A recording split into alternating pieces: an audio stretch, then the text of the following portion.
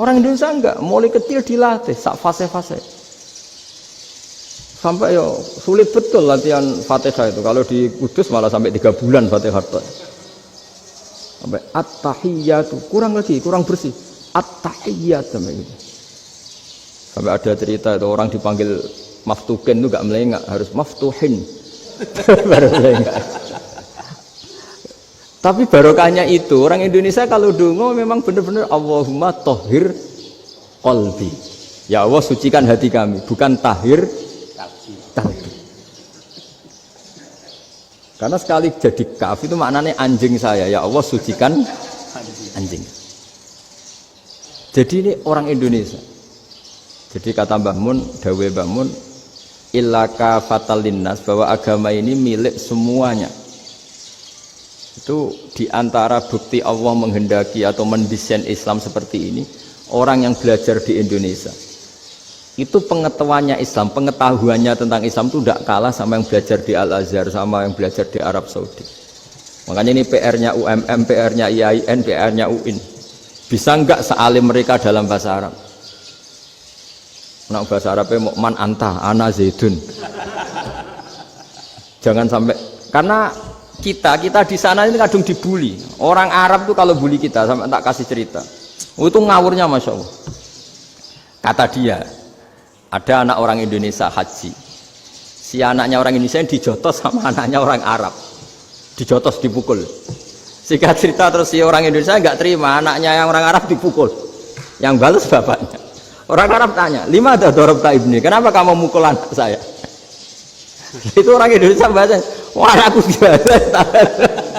Jadi hanya bilang gitu. Artinya anak saya dihada ya maka tak ada. Bahasa Arabnya gitu. Anak saya dipukul maka saya balas mukul. Itu orang Arab mantuk-mantuk oh gitu. Paham? Suatu saat ada orang Indonesia itu sama orang Arab itu dilus-lus. Dilus-lus itu ya digini-giniin. Karena dia latihan bahasa Indonesia, latihan bahasa Arabnya itu masih mufrodat. Jadi kalau mengartikan yadun itu tangan, saro itu jalan. Jadi kalau jalan ya saro-saro. Roksun itu kepala. Ana itu ingsun. Jadi karena dia nggak ngerti penggunaannya. Itu bahasa Arabnya itu yadun anta. Jadi bukan yaduka tapi yadun anta. Berarti tangan kamu. Saro-saro itu jalan-jalan. Ala roksi anak yang atasnya sirah ingsun. Jadi mestinya yang benar kan yaduka saro ala roksi atau gitu. Tapi enggak dipotong-potong. Yadun tangan kan, anta kamu. Berarti tangan kamu. Saro-saro jalan-jalan. Roksun itu sirah anak ingsun. Jadi di atas kepala saya. Orang Arab tertawa-tawa. Tapi paham. Maksudnya seperti itu. Jadi kita ini dibully di Arab itu Masya Allah. Jadi akhirnya lahirlah ulama-ulama tadi yang saya sebut tadi. Bahkan pernah lama sekali ulama Indonesia itu jadi master di Arab Saudi. Yaitu Senawi Banten. Itu kalau orang sana bilang itu Sayyidu Ulama Il-Hijaz. Top-topnya ulama Mekah Madinah. Padahal beliau orang Indonesia. Dan dimakamkan di Ma'la itu dekat makamnya Sayyidah Khadijah. Karena sangat dihormati. Nah, di antara sebab dihormati adalah ketika orang memahami syahid, maknanya pokoknya maktulal kafir. Syahid itu adalah orang yang kalau perang itu mati di medan perang. Itu Imam Nawawi merinci secara detail. Kalau dia perang supaya tujuannya mati syahid cepat ke surga, berarti dia nuruti hadzun nafsi, ingin cepat ke surga. Tapi dia lupa bahwa dia dengan terbunuh pasukan Islam berkurang kekuatan. Maka syarat perang yang benar adalah ya ingin menang. Di mana-mana perang ya lillahi kalimatillah, supaya kalimat Allah itu menang, jangan ingin kalah. Soal dia mati takdir, tapi jangan ingin mati. Wah, itu terus dikagumi. Ternyata memang oh iya ya, kalau pasukan Islam 10 kafir 10 kita ingin syahid, berarti ya kalau orang ingin syahid kan terus mungkin perangnya ada hati-hati, main ngawur saja terus kalah mati. Sudah apa kalong satu kan, terkurangi satu kan. Nah kalau semuanya 10 punya niat gitu, nah itu Senawawi. Senawawi itu orang yang begitu gampang nerangkan Quran. Bahkan ketika orang Arab kesulitan ngartikan famathaluhu kamathalil kalbi intahmil alaihi yalhas atau tatrukhu yalhas. Orang tomak itu ibarat kayak anjing. Anjing itu kamu kasih makan ya tetap melet, menjulur-julurkan lidahnya, kamu ndak ya ndak. Imam Nawawi ditanya, ma wajusibbi, lalu wajah tasbihnya di mana? Beliau menjawab fit tomak. Jadi anjing punya dua sifat yang berlawanan. Di bab ilmu dipuji, nggak ada hewan yang mudah menerima ilmu kayak apa? Anjing. Sehingga Quran mengistilahkan wama alamtum minal jawarihi mukallibin. Hewan yang mudah diajari itu oleh Quran dibahasakan sudah menganjing. Karena anjing adalah hewan yang paling mudah apa? Diajarin. Itu diakui oleh Quran wama alamtum minal jawarihi mukallibin. Tapi dia punya sifat yang sangat buruk sekali, yaitu nggak pernah puas. Makanya ketika Bal'am bin Ba'ura, ada tokoh yang kedonyan ya, itu kalau diistilahkan Quran walakinnahu akhlada ilal ardi wattaba hawa famathaluhu kamathalil kalbi intahmil aliyal has atau tatrukhu yalhas. Jadi anjing punya dua sifat yang berlawanan. Di bab ilmu dipuji karena paling mudah diajarin. Itu saya pernah ke Malaysia, diceritain sama polisi Malaysia. Anjing itu saking cerdasnya itu bisa deteksi CD palsu sama CD bajakan, asli sama bajakan. Itu kan nggak kebayang. Kalau narkoba mungkin masih ada bau khusus ya, atau mesiu atau bom masih ada bau khusus. Ini enggak. Anjing itu dilatih ngecek CD yang asli sama yang palsu. Wah itu kebablas itu pinternya itu. Itu harganya itu 1 miliar lebih, paling mahal. Jadi mungkin bisa deteksi ini dosen betul apa abal-abal itu bisa. Itu kiai betul apa kiai pesanan itu mungkin bisa. Itu saya punya kitab namanya Al-Hayawanul Kubro. Itu cerita prestasi-prestasi hewan.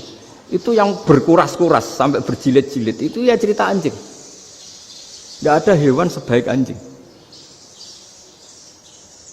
Di bab itu ya, di bab sampai ya tadi. Ada anjing yang sangat loyal sama majikannya. Loyalnya Masya Allah, sopannya Masya Allah. Anjing itu mbok lama berbakti sama sampean, nggak mau tidur di ruang tidurnya sampean, dia tetap tidur di luar. Corong Jawa nggak ngelama. Suatu saat si raja ini minum, wisata minum. Pas mau minum diterjang sama anjingnya sampai tumpah. Kecewanya raja ini itu karena selama ini anjingnya sopan sekali. Sekedar ganggu di ruangannya nggak pernah, malah ini mau minum minuman yang disukai diterjang anjingnya tumpah.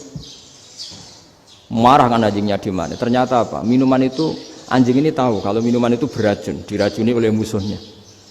Itu saking hebatnya anjing sampai ketika ngawal rajanya itu tidak sekedar ada penjahat atau maling.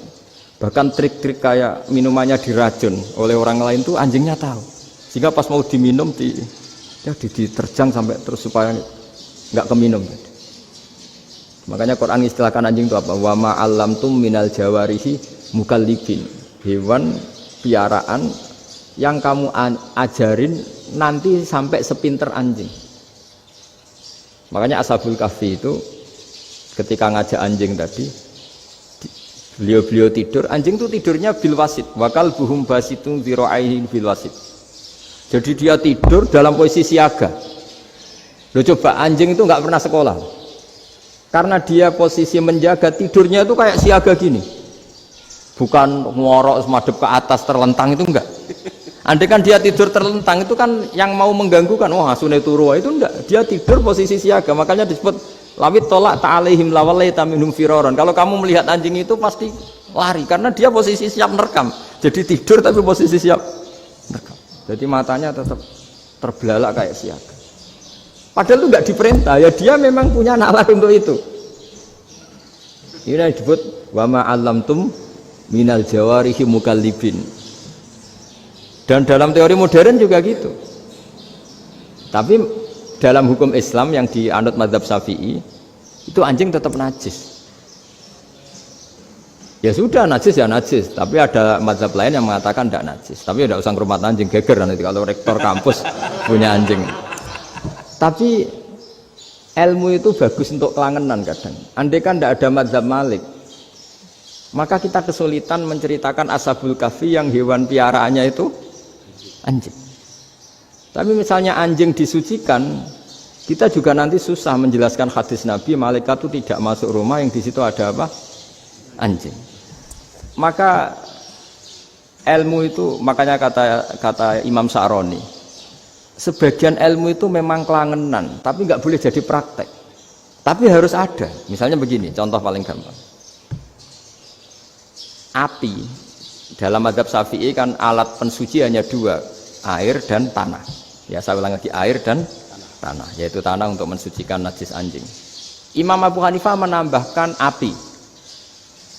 Mazhab Syafi'i itu agak kesulitan ketika ada batu bata dibikin dari tanah-tanah yang bercampur kotoran. Mazhab Syafi'i akan kesulitan karena di situ ada najis yang jadi materinya bata. Hukumnya gimana kalau nanti dipakai masjid? Tapi barokahnya ada beberapa mazhab. Abu Hanifah mengatakan dan api. Jadi apa tadi, air, tanah, api. Alasannya masuk akal. Ketika usatul mukminin, orang-orang mukmin yang ahli maksiat itu sebelum masuk surga, kalau dia dosanya banyak itu dibakar dulu supaya suci. Emas itu untuk memisahkan dengan materi lain juga harus dibakar. Berarti api termasuk alat. Artinya gini, batu bata yang materinya dari tadi najis sekalipun ini menjadi suci karena ngalami pembakaran. Tapi kata Imam Sa'roni, ilmu ini hanya sebagai ilmu. Jangan sampai kalau kamu mau wudhu gak ada air terus membakar diri lah, ini ribet kan. Jadi ilmu itu sebagian memang untuk kelangenan. Karena kita butuh. Andai kan tidak ada mazhab Abu Hanifah, maka kita akan kesulitan pakai bata. Kita tahu cara bikinnya kadang di tempat yang kotor, di tempat yang najis. Tapi karena ini ngalami dibakar, maka hukumnya suci menurut mazhab Abu Hanifah.